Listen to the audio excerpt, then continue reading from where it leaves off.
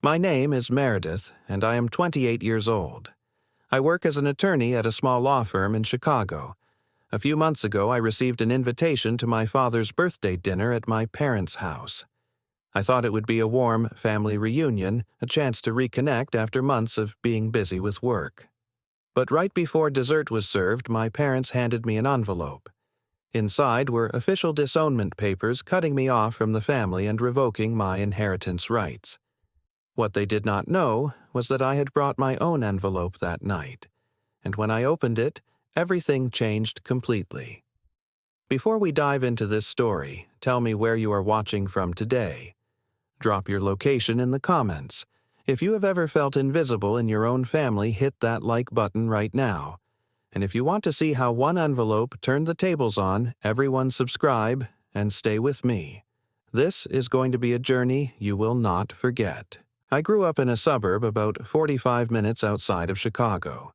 It was the kind of neighborhood where every house had a manicured lawn and families gathered for block parties in the summer.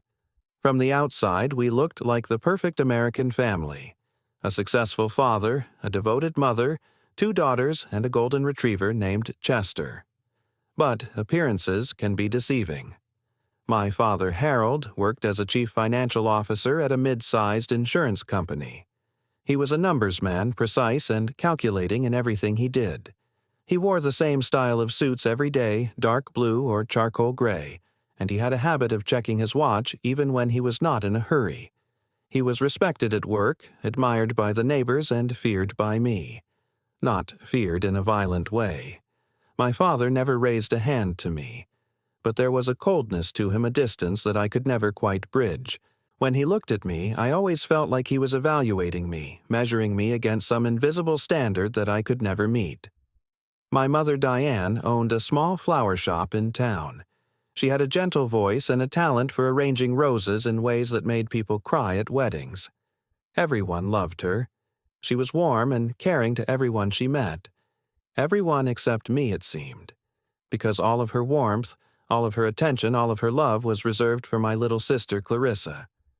Clarissa was 3 years younger than me, but from the day she was born, she became the center of our family's universe. She was beautiful in a way that I was not. Delicate features, honey blonde hair that curled perfectly without effort, and eyes the color of sea glass. When she walked into a room, people noticed.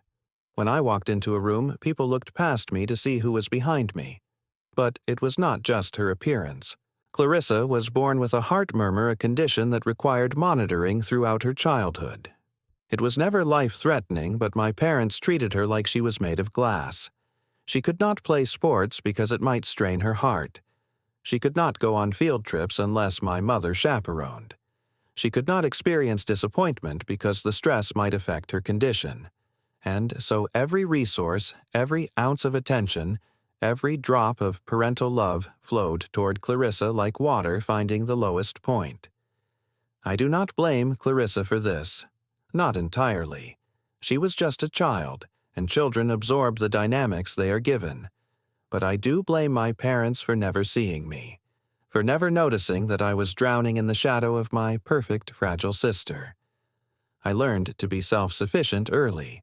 By the time I was 10, I was making my own lunches, doing my own laundry, and helping myself with homework, because my parents were always busy with Clarissa's doctor appointments or dance recitals or whatever else she needed that week.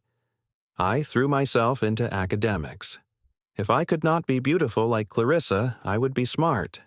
If I could not be the favorite, I would be the one who succeeded despite being overlooked. I joined every club, took every advanced class, and graduated high school as valedictorian. My parents attended my graduation, but I remember my mother checking her phone throughout my speech, texting updates to Clarissa, who had stayed home with a headache. When it came time for college, I applied to schools far from home. I needed distance. I needed space to become someone other than Clarissa's invisible older sister. I was accepted to Northwestern on a full academic scholarship, something that should have made my parents proud. Instead, my father said it was good that I got a scholarship because they needed to save money for Clarissa's college fund. My mother said she was glad I would be close enough to come home for holidays, but far enough to start learning independence. independence. As if I had not been independent my entire life. I paid for my own living expenses throughout college by working part-time jobs. I waitressed at a diner near campus during freshman year. I tutored high school students in math and English during sophomore year. I worked as a research assistant for a law professor during junior and senior year. Every dollar I earned was a dollar I did not have to ask my parents for, and that gave me a strange kind of freedom. Meanwhile, Clarissa coasted through high school with mediocre grades and no extracurricular activities. She did not need to try. My parents paid for her college in full, a private school in California, where she majored in communications and minored in spending their money. I graduated from law school 3 years later, again on scholarship, again working multiple jobs to support myself. I passed the bar exam on my first try and landed a position at a small but respected firm in downtown Chicago. I thought maybe now things would change.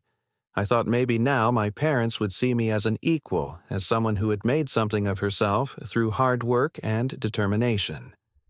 But old patterns do not break easily. The years after law school should have been a time of triumph. I had achieved everything I set out to achieve. I was a practicing attorney handling cases that mattered, building a reputation as someone who was thorough and dedicated. I had carved out a life for myself in the city, a small apartment with a view of the lake, a circle of colleagues who respected my work, a routine that gave me purpose. But every time I went home, I was reminded that none of it mattered to my parents. Clarissa had graduated from college with a degree she never used. She moved back to the Chicago area and met a man named Bradley at a friend's party. Bradley was charming in a way that made me immediately suspicious. He had a firm handshake and a white-toothed smile, but his eyes were always calculating, always assessing what he could get from any given situation. He claimed to be an entrepreneur, but as far as I could tell, his entrepreneurship consisted of pitching business ideas to anyone who would listen and never actually following through on any of them. He drove a leased BMW and wore designer clothes, but he did not seem to have any actual income. Clarissa was smitten. Within a year, they were engaged. Within 2 years, they were married in an elaborate ceremony that my parents paid for entirely. The wedding cost more than I had earned in my first 2 years as an attorney. I attended, of course.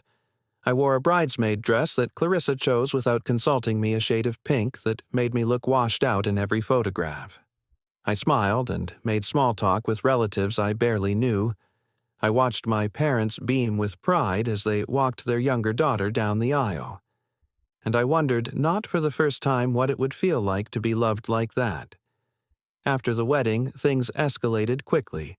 Clarissa and Bradley needed a place to live, and they could not afford anything on their own because Bradley's latest business venture had failed spectacularly.